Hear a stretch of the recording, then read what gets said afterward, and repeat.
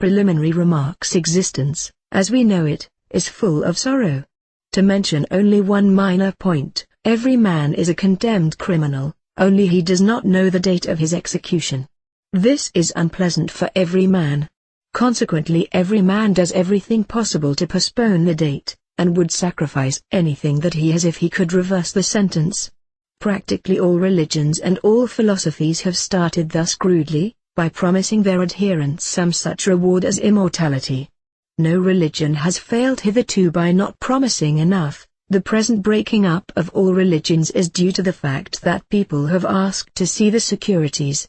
Men have even renounced the important material advantages which a well-organized religion may confer upon a state, rather than acquiesce in fraud or falsehood, or even in any system which, if not proved guilty, is at least unable to demonstrate its innocence. Being more or less bankrupt, the best thing that we can do is to attack the problem afresh without preconceived ideas. Let us begin by doubting every statement. Let us find a way of subjecting every statement to the test of experiment. Is there any truth at all in the claims of various religions? Let us examine the question. Our original difficulty will be due to the enormous wealth of our material. To enter into a critical examination of all systems would be an unending task. The cloud of witnesses is too great. Now each religion is equally positive, and each demands faith. This we refuse in the absence of positive proof. But we may usefully inquire whether there is not any one thing upon which all religions have agreed, for, if so, it seems possible that it may be worthy of really thorough consideration. It is certainly not to be found in dogma. Even so simple an idea as that of a supreme and eternal being is denied by a third of the human race. Legends of miracle are perhaps universal, but these, in the absence of demonstrative proof, are repugnant to common sense. But what of the origin of religions? How is it that unproved assertion has so frequently compelled the assent of all classes of mankind? Is not this a miracle? There is, however, one form of miracle which certainly happens, the influence of the genius. There is no known analogy in nature. One cannot even think of a super dog transforming the world of dogs, whereas in the history of mankind this happens with regularity and frequency. Now here are three supermen, all at loggerheads. What is there in common between Christ, Buddha, and Muhammad? Is there any one point upon which all three are in accord? No point of doctrine, no point of ethics, no theory of a hereafter do they share, and yet in the history of their lives we find one identity amid many diversities. Buddha was born a prince, and died a beggar. Muhammad was born a beggar, and died a prince. Christ remained obscure until many years after his death. Elaborate lives of each have been written by devotees, and there is one thing common to all three, an omission. We hear nothing of Christ between the ages of 12 and 30. Muhammad disappeared into a cave. Buddha left his palace, and went for a long while into the desert. Each of them, perfectly silent up to the time of the disappearance, came back and immediately began to preach a new law. This is so curious that it leaves us to inquire whether the histories of other great teachers contradict or confirm. Moses led a quiet life until his slaying of the Egyptian. He then flees into the land of Midian, and we hear nothing of what he did there, yet immediately on his return he turns the whole place upside down. Later on, too, he absents himself on Mount Sinai for a few days, and comes back with the tables of the law in his hand. St. Paul, again, after his adventure on the road to Damascus, goes into the desert of Arabia for many years, and on his return overturns the Roman Empire. Even in the legends of savages we find the same thing universal. Somebody who is nobody in particular goes away for a longer or shorter period, and comes back as the great medicine man, but nobody ever knows exactly what happened to him. Making every possible deduction for fable and myth, we get this one coincidence. And nobody goes away, and comes back as somebody. This is not to be explained in any of the ordinary ways. There is not the smallest ground for the contention that these were from the start exceptional men. Muhammad would hardly have driven a camel until he was 35 years old if he had possessed any talent or ambition. St. Paul had much original talent, but he is the least of the five. Nor do they seem to have possessed any of the usual materials of power, such as rank, fortune, or influence. Moses was rather a big man in Egypt when he left. He came back as a mere stranger. Christ had not been to China and married the emperor's daughter. Muhammad had not been acquiring wealth and drilling soldiers. Buddha had not been consolidating any religious organizations. St. Paul had not been intriguing with an ambitious general. Each came back poor, each came back alone. What was the nature of their power? What happened to them in their absence? History will not help us to solve the problem, for history is silent. We have only the accounts given by the men themselves. It would be very remarkable should we find that these accounts agree. Of the great teachers we have mentioned, Christ is silent. The other four tell us something, some more, some less. Buddha goes into details too elaborate to enter upon in this place, but the gist of it is that in one way or another he got hold of the secret force of the world and mastered it. Of St. Paul's experiences, we have nothing but a casual allusion to his having been caught up into heaven, and seen and heard things of which it was not lawful to speak. Muhammad speaks crudely of his having been visited by the angel Gabriel, who communicated things from God. Moses says that he beheld God. Diverse as these statements are at first sight, all agree in announcing an experience of the class which 50 years ago would have been called supernatural, today may be called spiritual, and 50 years hence will have a proper name based on an understanding of the phenomenon which occurred. Theorists have not been at a loss to explain, but they differ. The Mohammedan insists that God is, and did really send Gabriel with messages for Muhammad, but all others contradict him. And from the nature of the case, proof is impossible. The lack of proof has been so severely felt by Christianity, and in a much less degree by Islam, that fresh miracles have been manufactured almost daily to support the tottering structure. Modern thought, rejecting these miracles, has adopted theories involving epilepsy and madness. As if organization could spring from disorganization. Even if epilepsy were the cause of these great movements which have caused civilization after civilization to arise from barbarism, it would merely form an argument for cultivating epilepsy. Of course, great men will never conform with the standards of little men, and he whose mission it is to overturn the world can hardly escape the title of revolutionary. The fads of a period always furnish terms of abuse. The fad of Caiaphas was Judaism, and the Pharisees told him that Christ blasphemed. Pilate was a loyal Roman, to him they accused Christ of sedition. When the Pope had all power, it was necessary to prove an enemy a heretic.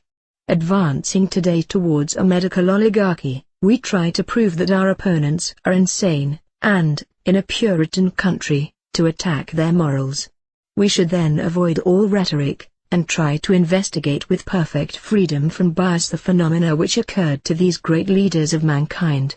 There is no difficulty in our assuming that these men themselves did not understand clearly what happened to them.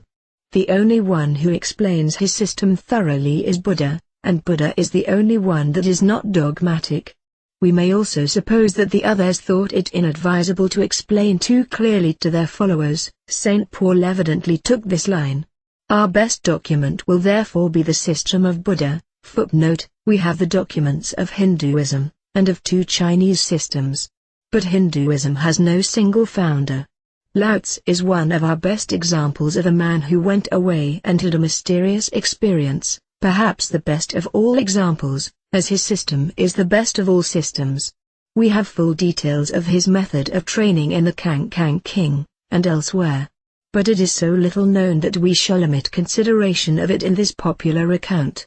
But it is so complex that no immediate summary will serve, and in the case of the others, if we have not the accounts of the masters, we have those of their immediate followers. The methods advised by all these people have a startling resemblance to one another. They recommend virtue, of various kinds, solitude, absence of excitement, moderation in diet, and finally a practice which some call prayer and some call meditation. The former four may turn out on examination to be merely conditions favorable to the last. On investigating what is meant by these two things, we find that they are only one. For what is the state of either prayer or meditation? It is the restraining of the mind to a single act, state, or thought. If we sit down quietly and investigate the contents of our minds, we shall find that even at the best of times the principal characteristics are wandering and distraction. Anyone who has had anything to do with children and untrained the minds generally knows that fixity of attention is never present, even when there is a large amount of intelligence and goodwill. If then we, with our well-trained minds, determine to control this wandering thought, we shall find that we are fairly well able to keep the thoughts running in a narrow channel, each thought linked to the last in a perfectly rational manner. But if we attempt to stop this current, we shall find that, so far from succeeding, we shall merely bread down the banks of the channel. The mind will overflow, and instead of a chain of thought we shall have a chaos of confused images. This mental activity is so great, and seems so natural, that it is hard to understand how anyone first got the idea that it was a weakness and a nuisance. Perhaps it was because in the more natural practice of devotion, people found that their thoughts interfered. In any case, calm and self-control are to be preferred to restlessness. Darwin in his study presents a marked contrast with a monkey in a cage. Generally speaking, the larger and stronger and more highly developed any animal is, the less does it move about, and such movements as it does make are slow and purposeful. Compare the ceaseless activity of bacteria with the reasoned steadiness of the beaver, and except in the few animal communities which are organized, such as bees, the greatest intelligence is shown by those of solitary habits. This is so true of man that psychologists have been obliged to treat of the mental state of crowds as if it were totally different in quality from any state possible to an individual. It is by freeing the mind from external influences, whether casual or emotional, that it obtains power to see somewhat of the truth of things. Let us, however, continue our practice. Let us determine to be masters of our minds. We shall then soon find what conditions are favorable. There will be no need to persuade ourselves at great length that all external influences are likely to be unfavorable. New faces, new scenes will disturb us, even the new habits of life which we undertake for this very purpose of controlling the mind will at first tend to upset it. Still, we must give up our habit of eating too much, and follow the natural rule of only eating when we are hungry, listening to the interior voice which tells us that we have had enough. The same rule applies to sleep. We have determined to control our minds, and so our time for meditation must take precedence of other hours. We must fix times for practice, and make our feasts movable, in order to test our progress, for we shall find that, as in all physiological matters, meditation cannot be gauged by the feelings. We shall have a notebook and pencil, and we shall also have a watch. We shall then endeavor to count how often, during the first quarter of an hour, the mind breaks away from the idea upon which it is determined to concentrate. We shall practice this twice daily, and, as we go, experience will teach us which conditions are favorable and which are not. Before we have been doing this for very long we are almost certain to get impatient, and we shall find that we have to practice many other things in order to assist us in our work. New problems will constantly arise which must be faced and solved. For instance, we shall most assuredly find that we fidget. We shall discover that no position is comfortable, though we never noticed it before in all our lives. This difficulty has been solved by a practice called asana, which will be described later on. Memories of the events of the day will bother us. We must arrange our day so that it is absolutely uneventful. Our minds will recall to us our hopes and fears, our loves and hates, our ambitions, our envies, and many other emotions. All these must be cut off. We must have absolutely no interest in life but that of quieting our minds. This is the object of the usual monastic vow of poverty, chastity, and obedience. If you have no property, you have no care, nothing to be anxious about, with chastity no other person to be anxious about, and to distract your attention, while if you are vowed to obedience the question of what you are to do no longer frets, you simply obey. There are a great many other obstacles which you will discover as you go on, and it is proposed to deal with these in turn. But let us pass by for the moment to the point where you are nearing success. In your early struggles you may have found it difficult to conquer sleep, and you may have wandered so far from the object of your meditations without noticing it, that the meditation has really been broken. But much later on, when you feel that you are getting quite good, you will be shocked to find a complete oblivion of yourself and your surroundings. You will say, "Good heavens! I must have been to sleep. Or else what on earth was I meditating upon? Or even what was I doing? Where am I? Who am I?" Or a mere wordless bewilderment may daze you. This may alarm you, and your alarm will not be lessened when you come to full consciousness, and reflect that you have actually forgotten who you are and what you are doing. This is only one of many adventures that may come to you, but it is one of the most typical. By this time your hours of meditation will fill most of the day, and you will probably be constantly having presentiments that something is about to happen. You may also be terrified with the idea that your brain may be giving way, but you will have learned the real symptoms of mental fatigue, and you will be careful to avoid them. They must be very carefully distinguished from idleness. At certain times you will feel as if there were a contest between the will and the mind, at other times you may feel as if they were in harmony, but there is a third state, to be distinguished from the latter feeling. It is the certain sign of near success, the view halloo. This is when the mind runs naturally towards the object chosen, not as if in obedience to the will of the owner of the mind, but as if directed by nothing at all, or by something impersonal, as if it were falling by its own weight, and not being pushed down. Almost always, the moment that one becomes conscious of this, it stops, and the dreary old struggle between the cowboy will and the buck-jumper mind begins again. Like every other physiological process, consciousness of it implies disorder or disease. In analyzing the nature of this work of controlling the mind, the student will appreciate without trouble the fact that two things are involved, the person seeing and the thing seen, the person knowing and the thing known. And he will come to regard this as the necessary condition of all consciousness. We are too accustomed to assume to be facts things about which we have no real right even to guess. We assume, for example, that the unconscious is the torpid, and yet nothing is more certain than that bodily organs which are functioning well do so in silence. The best sleep is dreamless. Even in the case of games of skill our very best strokes are followed by the thought, "I don't know how I did it," and we cannot repeat those strokes at will. The moment we begin to think consciously about a stroke we get nervous, and are lost.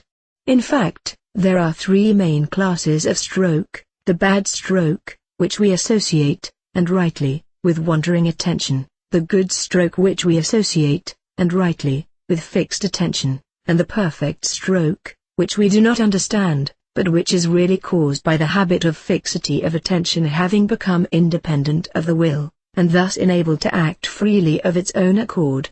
This is the same phenomenon referred to above as being a good sign.